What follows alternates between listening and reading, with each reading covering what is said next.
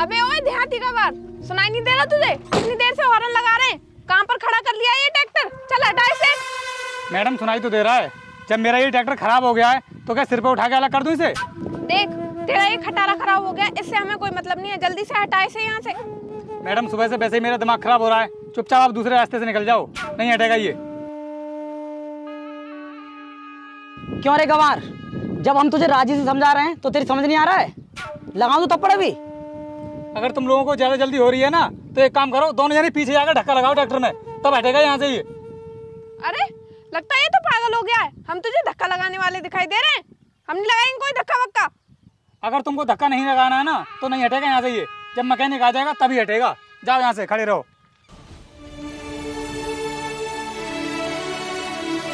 तेरे जैसे गवारों को तेरी भाषा में जवाब नहीं दिया जाए तो तुम लोग सर पे चढ़ने लगते हो। अभी बताता हूँ तुझे, नीचे उतर। अब बोलना। अरे सर, जब ट्रैक्टर खराब हो गया तो कैसे हटा सकता हूँ मैं इसे अकेला? यार मैंने तो पहले ही मना किया था सर से, इस गांव के इलाके में हमारा ट्रांसफर मत करो। अब रोज ऐसे ही गंवारों से पाला पड़ेगा। यार सही कह रही हो तुम, मेरा भी मन नहीं था इस गांव के इलाके में आने का, लेकिन जॉब करनी है ना तो हमें आना तो पड़ेगा। देखो तुम लोग जाकर गाड़ी में बैठ जाओ, मैकेनिक आ गया है, अभी ट्रैक्टर संभाल देगा। क्या हुआ भाई ट्रैक्टर में? यार चलते चलते बंद हो गया है, जल्दी से देख ले।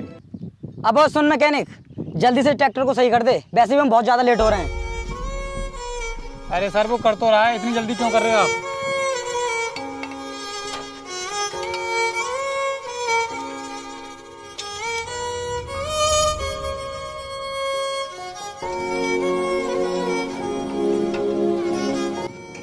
क्या रे मैकेनिक, क्या कर रहा है इसमें घुसा घुसा? जल्दी ठीक क्यों नहीं करता इसे?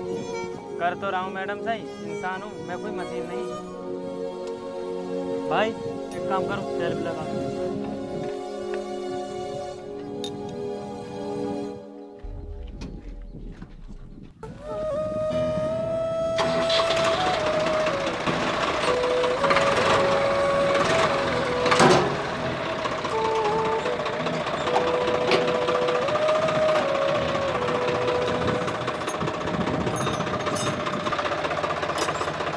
ठीक है भाई, मैं पैसे दुकान पे आके दे दूंगा। ठीक है?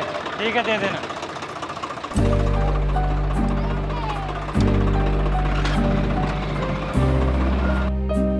अरे यार, इस देहाती गवार ने पूरा दिमाग खराब करके रख दिया।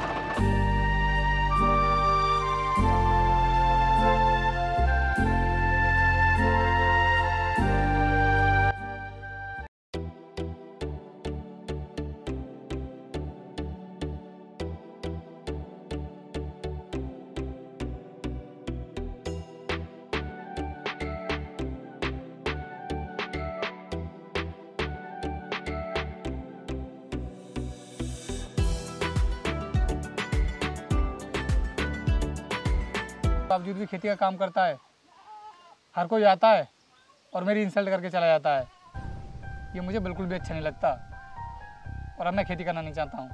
लेकिन बेटा हुआ क्या है, अगर तुम खेती नहीं करोगे तो करोगे क्या? अभी रास्ते में ट्रैक्टर खराब हो गया था, फिर उसके बाद दो शहरी लोग आए और उन्होंने मेरे गाल पर दो थप्पड़ लगा दिए।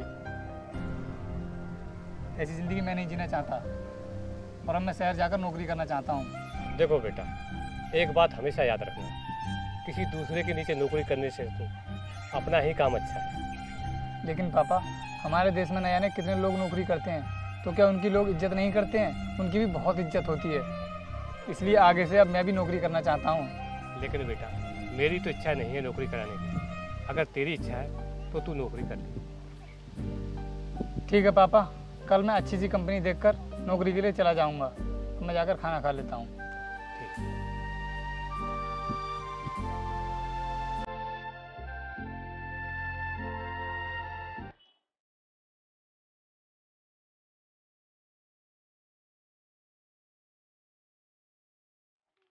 तानिया, यार तुझे क्या लगता है इस साल प्रमोशन किसका होगा? मेहनत तो सबने बराबर की है, क्या पता किसका हो जाए।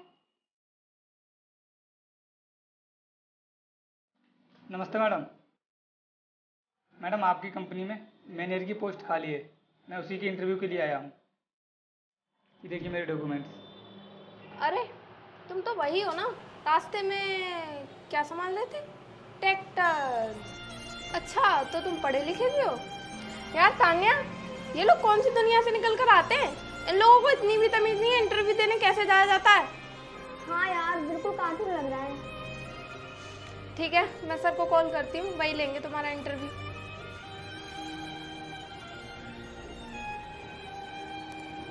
हेलो सर, एक कार्टून इंटरव्यू देने के लिए आया है, आकर आप देख लीजिए। ओके। ठीक है आंटी, तुम इसे देख लेना, मैं चलती हूँ।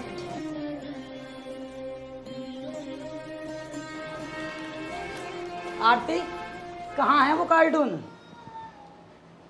अच्छा, तो आप हैं वो सर जो हमारी कंपनी में जॉब करना चाहते हैं। दिखाइए सर, अपने डॉक्यूमेंट्स दीजिए, जरा चेक करते हैं हम भी।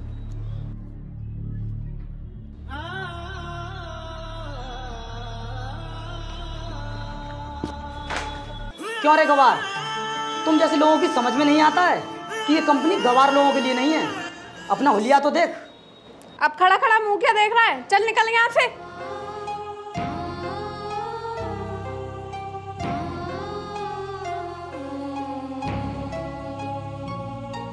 हाँ बेटा, अब बता क्या हुआ तेरी नौकरी का? पापा आप सही कहते थे कि किसी के नीचे नौकरी करने से अच्छा है खुद का काम करना, और आज मेरी समझ में आ गया है, क्योंकि उन लोगों ने मेरे कपड़ों को देखकर मुझे जज किया और मुझे बहुत जलील किया और अपने ऑफिस से बाहर निकाल दिया। पापा मैंने ठान लिया है कि मैं घर पर रहकर ही खेती करूंगा और खेती में एक दिन ऐसा नाम करूंगा कि हमारे देश के लोग हमें जानेंगे। देख बेटा, अगर किसी की नौकरी करोगे तो 24 घंटे के लिए गुलाम बन के रहोगे, और हम किसान किसी गुलाम बनकर नहीं रहेंगे। हाँ पापा, अब आप देखते रहो मैं खेती में क्या क्या कमाल करता हूँ। हाँ बेटा, मैं यही चाहता हूँ तुम खेती में खूब नाम कमाओ। आओ बेटा, अब चलते हैं।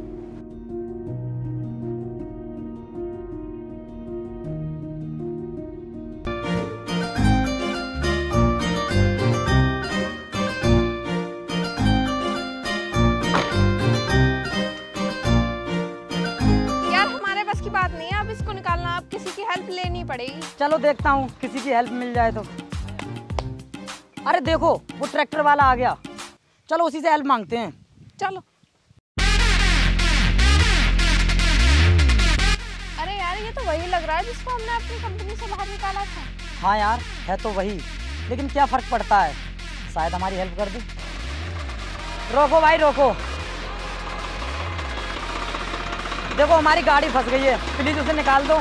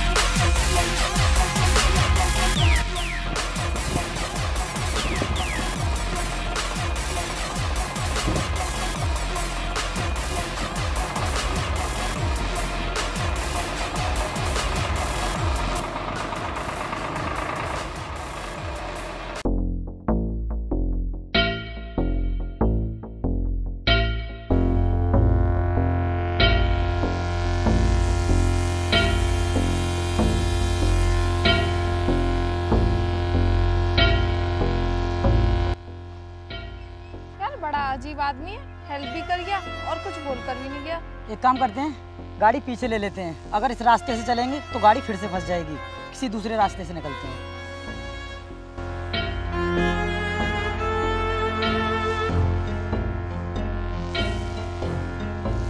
देखिए सर, हमारी कंपनी दूसरी कंपनियों के मुकाबले आपकी फसल को अच्छे दामों में खरीदने के लिए तैयार है।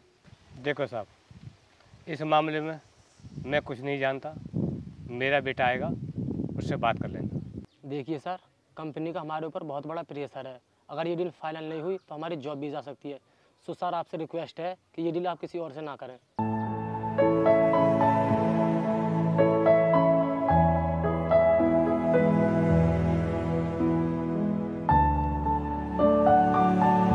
देखिए सर, हम Rohini seeds private limited company की तरफ से आए हैं और हमें आपसे कुछ डील करनी है। देखिए सर, हमारी कंपनी देश की नंबर 1 कंपनी है और हम आपके अनाज के लिए दोगुनी कीमत में खरीदने के लिए तैयार हैं।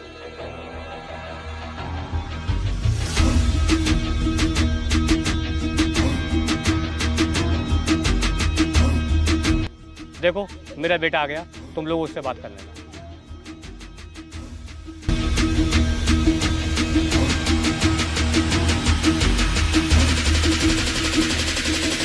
Hello sir. कहिए, कैसे आना हुआ? सर, कुछ डील करनी थी आपसे। बैठिए।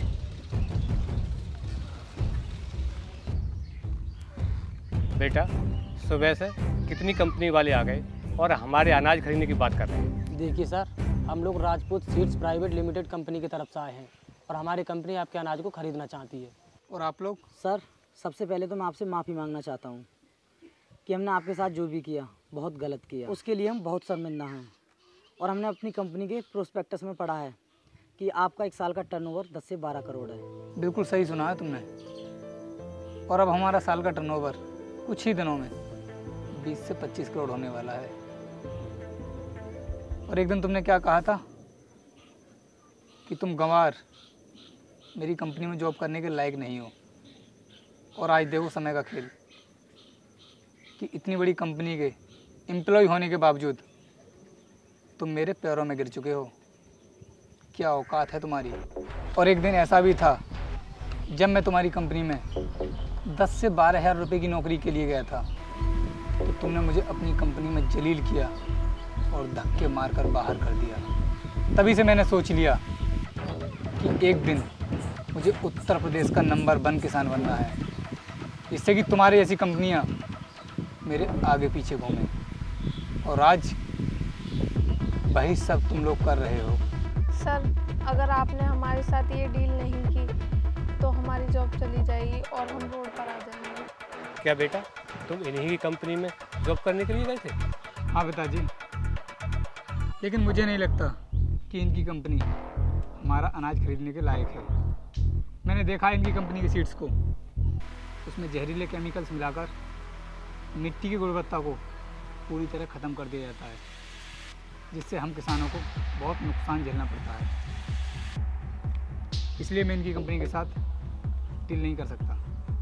क्या फ़र्क पड़ता है सर, अगर किसी को नुकसान भी हो रहा हो, लेकिन हमारी कंपनी आपको 2 गुना प्रॉफिट तो कर रही है।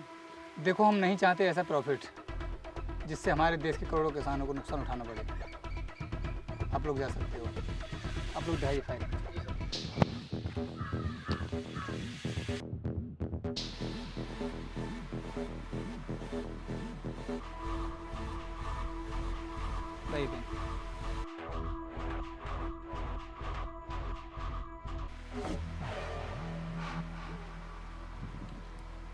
Thank you so much sir, जो ये डील आपने हमारे साथ की, इससे हमारी जॉब भी बच गई। नमस्ते। टूटे टूटे ख्वाबां विच दिसदा है तू।